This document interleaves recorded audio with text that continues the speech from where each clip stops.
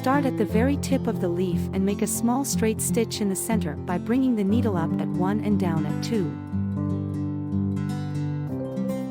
Then, make diagonal straight stitches down on each side of the leaf.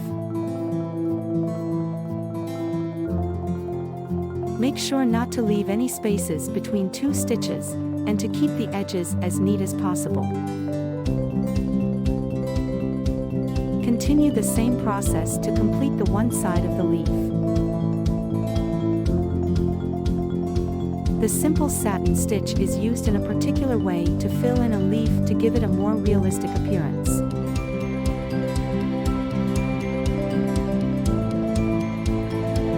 Once you have finished the one side, turn around and begin the next side.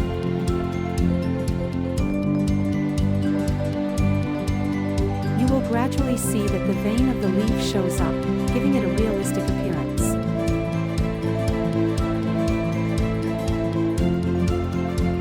As the name tells, this is a stitch exclusively used to make leaves.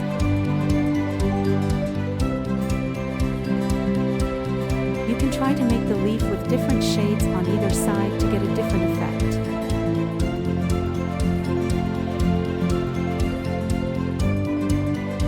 A finished leaf would look like this.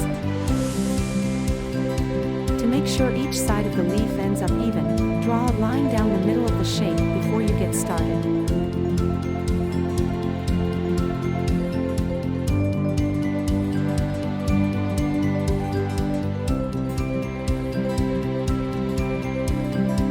Flowers and leaves are some of the most popular things to embroider. A neat and easy way to embroider leaves is simply with a satin stitch, which is essentially a series of straight stitches that are made next to each other to cover an area.